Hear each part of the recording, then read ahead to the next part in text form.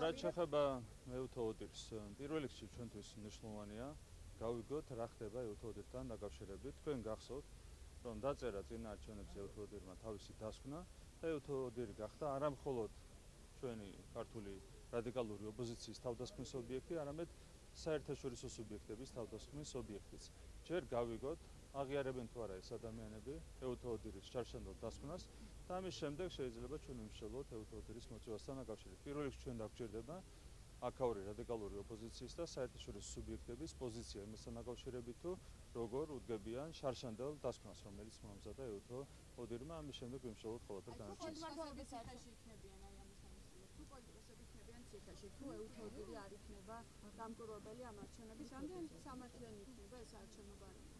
პირველ რიგში ციხეში არიან კრიმინალები. ამას უნდა შევთანხმდეთ.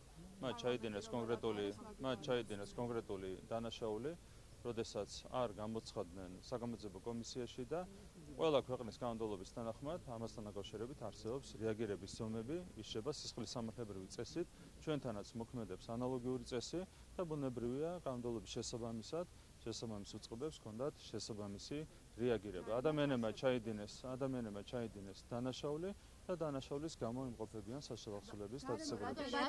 რასა იუკნევიჩენის განცხადებაზე მინდა გითხოთ, რომელმაც თქვა, რომ ზია ამაღლებელი ცემესო, რომ გითხრათ, რამდენად სარწმუნო არის ამ ტყუილის ფონზე მისი რეზოლუცია ამ დოკუმენტის შინაარსი, როდესაც ის ამ თემით რასა იუკნევიჩენი. და რატომ აიშია ეს თემა სპეკულაციისთვის, რომ გითხრათ ზია ამაღლებელის? ქალბატონის მენტალიტეტი თქვენ ისეთ ხო ჩარჩენილია რაღაც პოსტსაბჭოთა აზროვნებაში და აქედან გამომდინარე მარტივად ამბობს ტყუილებს. ხო, ეს არის პოსტსაბჭოთა მენტალიტეტის გამოხატულება. არავითარი ფასი არ აქვს, რა თქმა უნდა, ასეთი პოლიტიკოსების განცხადებებს. თქვენ ხედავთ, რამდენად უხეშ ტყუილებს ამბობს ეს კონკრეტული პოსტსაბჭოთა პოლიტიკოსი, საზოგადოება ხედავს ყველაფერს და საზოგადოება აფასებს ყველაფერს. 490 დეპუტატის მხარდაჭერა აქვს ამ დოკუმენტს, ან 490 დეპუტატი არის მიგრძელებული ევროპარლამენტში? ეს არის ევროპარლამენტის მორიგი თუ არსები მე-7 აბსოლუტურად სამარცხვინო რეზოლუცია, რაც ახდენს არა მხოლოდ მე მგონი ამაზე პასუხისმგებლობა უნდა აიღოს თლიანად ევროკავშირის ბიუროკრატიამ, ეს არ არის მხოლოდ ევროპარლამენტის სამარცხვინო ქმედება, ამაზე მე მგონი თლიანად ევროპულმა ბიუროკრატიამ უნდა აიღოს პასუხისმგებლობა. ძალიან სამარცხვინოა ქართველი ხალხის შანტაჟი იმის გამო, რომ მან ხელისუფლებაში არ დააბრუნა კოლექტიური ნაცმოძრაობა. ამის გამო ქართველი ხალხის დაშანტაჟება არის უბრალოდ სირცხვილი. ამ ადამიანებმა პასუხისმგებლობა უნდა იგრძნონ, მათ შორის იმისათვის, რომ 2012 წლებში ბოლომდე მწვანე შუქს უნთებდნენ წინა ხელისუფლებას იმ უმძიმესი დანაშაულების კუთხით, რასაც ისინი ჩადიოდნენ. ხო, ადამიანების წამება, რეკეტი, ტელევიზიების მიტაცება, ტერიტორიების გადაცემა, ამ ყველაფერზე მწვანე შუქი ჰქონდა ანთებული წინა ხელისუფლებამ. ამ ყველაფერზე ჰქონდა მწვანე შუქი ანთებული სააკაშვილის რეჟიმს, ნაცმოძრაობის რეჟიმს, სწორედ იგივე ბიუროკრატებისგან, პოსტსაბჭოთა პოლიტიკოსებისგან, რომლებიც დღეს საუბრობენ სამარცხვინო ენით და იღებენ სამარცხვინო რეზოლუციას. ხომ არ ემთხვევა ეს უშინელ სალმეზურაბიშვილის განცხადება, სადაც თქვა, რომ არც არჩევნებში, ანუ არც ბოიკოტი და არც არჩევნებში მონაწილეობა და ანუ ეს ყველაფერი ხომ არ არის თანხმედრაში რა? ნაცმოძრაობის გადასაწყვეტი არ არის არჩევნები როგორ ჩატარდება, არჩევნები ჩატარდება ისე, როგორც ერჩიირდება ჩვენი ქვეყნის ინტერესებს. არჩევნები შედგება ჯანსაღ გარემოში და საქართველოს კანონმდებლობის ყველა ნორმა იქნება ბუნებრივია დაცული. რაც შეეხება ნაცმოძრაობას, მათ უამრავი მცდელობა ჰქონდათ საბოტაჟის კუთხით, მაგრამ თქვენ ხედავთ, რომ არც ერთი მათი ეს მცდელობა არ აღმოჩნდა წარმატებული, იგივე იქნება ამ შემთხვევაში. ბატონო, თუ შეიძლება, რასა იუკნევიჩენის თემას რო დაუბრუნდეთ, რა გახოცებთ, რასა იუკნევიჩენის თემას რო დაუბრუნდეთ, თუ შეგიძლიათ რომ გითხრათ, როგორ ფიქრობთ, რატომ აირჩია ამჯერად მან სპეკულაციისთვის ზია ამაღლებელის თემა და მან თქვა, როგორც თქვა გითხარით, რომ ის თემასო, ეს თემა რატო იყო ერთხელ წამოწეული? თვითონ ნახეთ ეს შემთხვევა მათთვის არის ძალიან მნიშვნელოვანი რატო? იმიტომ რომ მათ ჰქონდათ განზრახული საქართველოში ძალოვანი სტრუქტურების დაგნენება. იმიტომ რომ ძალიან კარგად იციან, რომ თუ დაგნენდება ძალოვანი სტრუქტურები, დაგნენდება მთლიანად სახელმწიფო. რა თქმა უნდა, მზია ამაღლებელმა ამ კუთხით შეასრულა კონკრეტული დაკვეთა, ხო? მას ჰქონდა მცდელობა დაეგრინებინა ძალოვანი სტრუქტურები, დაეგრინებინა პოლიცია, თუმცა ამაზე მიიღო ზუსტად ის პასუხი, რა პასუხიც უნდა გაეცეს ასეთ ქმედებას სამართლებრივ სახელმწიფოში. ამით არიან, რა თქმა უნდა, განაცხადებული ის ადამიანები, რომლებიც საქართველოში ცდილობენ სახელმწიფოებრიობის დაგრინებას. რა თქმა უნდა, ეს არ გავა. ჩვენ ბოლომდე დავიცავთ ჩვენი სახელმწიფოს ინტერესებს. თვითმმართველობის არჩევნებამდე ძალიან ცოტა დრო რჩება, ოპოზიციაში არის სხვადასხვა ამ საკითხთან დაკავშირებით. გახარი ამბობს, რომ ნაციონალურ მოძრაობა წითელი ხაზი, ანა წითლიძე აცხადებს თავისუფლად, რომ ჩვენ კოალიციაში შევქმნით მართლა თვითმმართველობის არჩევნებზე და ამ შემთხვევაში წინა არჩევნები იგულისხმება. ასევე ნაციონალურ მოძრაობა ამბობს, რომ ჩვენ ყველაფერს გავაკეთებთ, რომ ეს არჩევნები არ შედგეს. როგორ აფასებთ აი ამ პროცესებს, ძალიან ცოტა დრო რჩება. ერთი მათ რაღაც პირობით გამიჯდოს, რაც შეეხება კოალიცია, ამ შემთხვევაში ქალბატონი ანა არის აბსოლუტურად მართალი. 4 მუნიციპალიტეტში დღემდე აქვს შექმნილი კოალიცია ნაცმოძრაობას და გახარიას. ხო, ეს ხო ფაქტია. ამასთან დაკავშირებით ყულის თქმას, რომ ცდილობ და საზოგადოების მოტყუებას, ეს ყველაფერზე თავისთავად მეტყველებს. ხო, არ შეიძლება ამ დონის ყული აგადრო საზოგადოებას, ამიტომ არიან დისკრედიტირებული. ყოველ ჯერზე ისინი ცდილობენ მოატყუონ საზოგადოებას, საბოლოო ჯამში, რა თქმა უნდა, საზოგადოება არ ტყუდება და საზოგადოება აფასებს სათანადოდ შესაბამისი პოლიტიკური პარტიების ქმედებებს. რაც შეეხება მათ გაერთიანება, არ გაერთიანებას, არ აქვს ამას არსებითი მნიშვნელობა. ყველა მათგანი არის ერთი დიდი აგენტურა.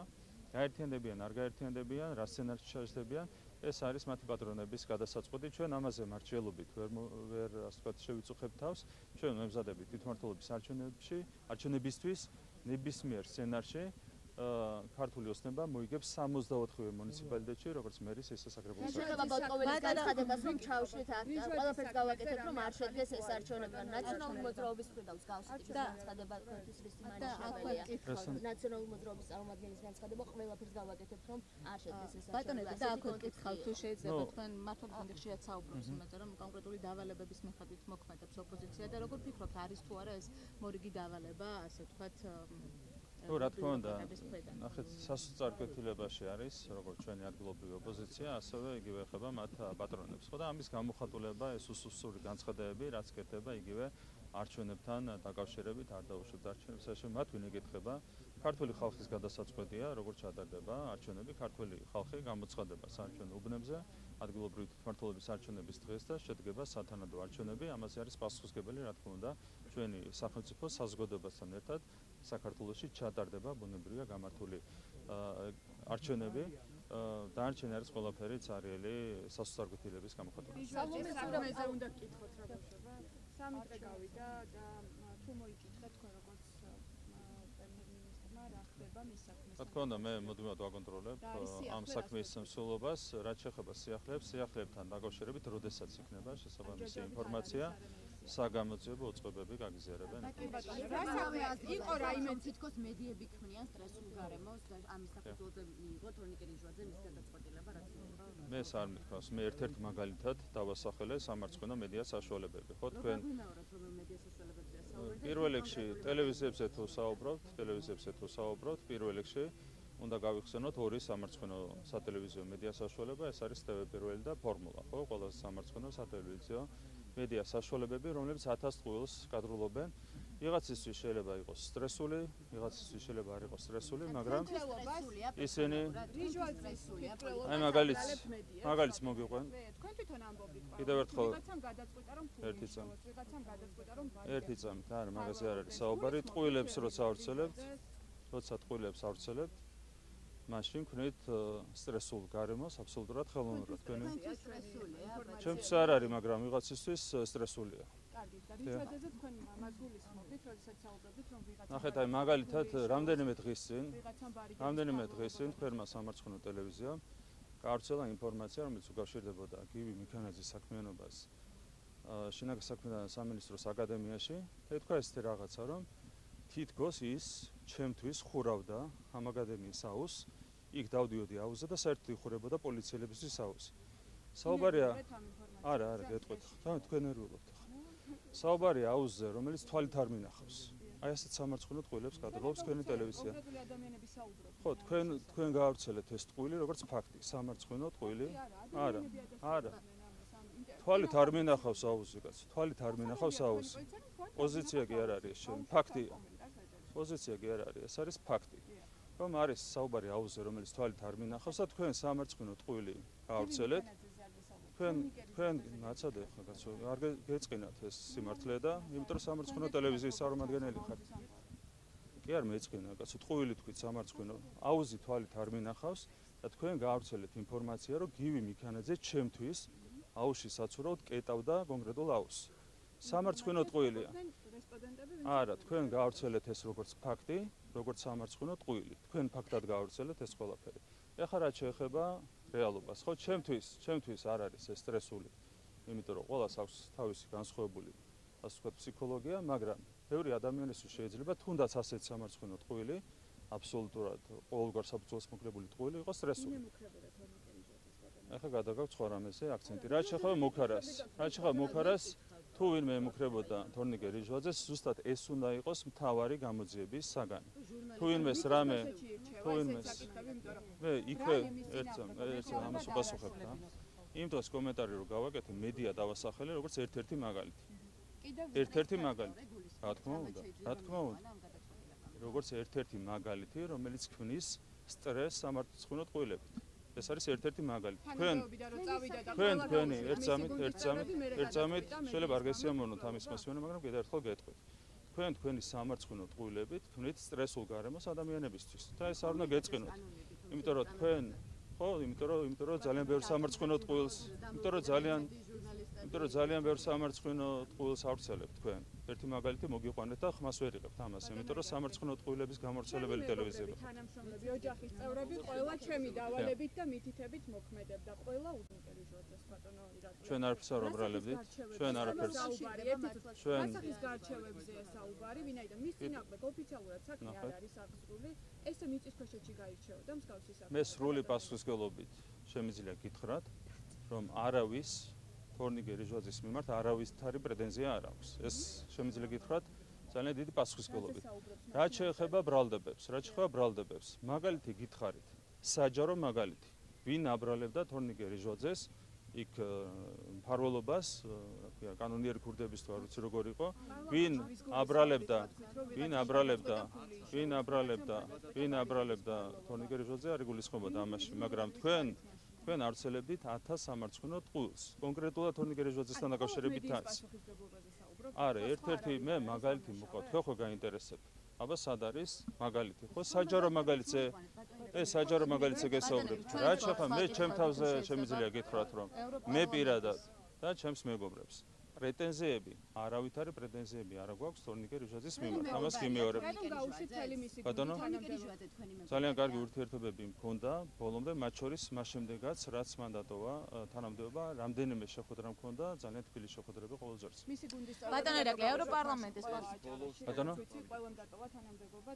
რაც შეეხება როტაციას, ეს არის ჩვეულებრივი ამბავი, მით უმეტეს, როდესაც კონკრეტული ადამიანი ტოვებს თანამდებობას, იქ როტაციის განხორციელება არის აბსოლუტურად ჩვეულებრივი ამბავი. პროცესებზეც გითხავთ, გაგრძელდება თუ არა სხვა პირების წინააღმდეგ, მაგალითად, რომ სამართლებრივი ეს ჩემი გადასაწყვეტი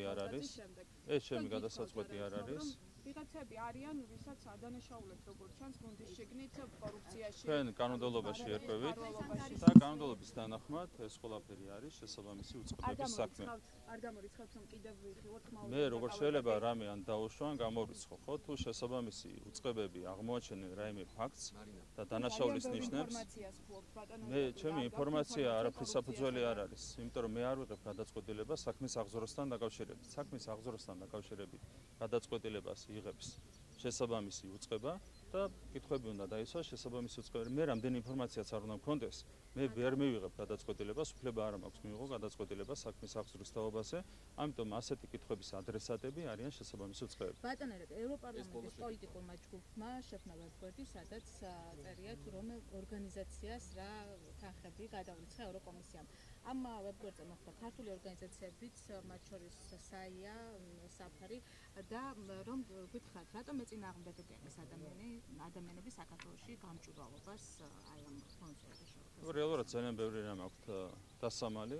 აშკარაა, რომ საქართველოში ხდებოდა გარეწყაროებიდან ექსტრემიზმის დაფინანსება, რევოლუციური პროცესების დაფინანსება, პროპაგანდის ათასგვარი მანგერი პროპაგანდის დაფინანსება, ეკლესიაზე თავდასხმის დაფინანსება, სახელმწიფო ინსტიტუტებზე თავდასხმის დაფინანსება, რა თქმა უნდა ეს დასამალი აქვს.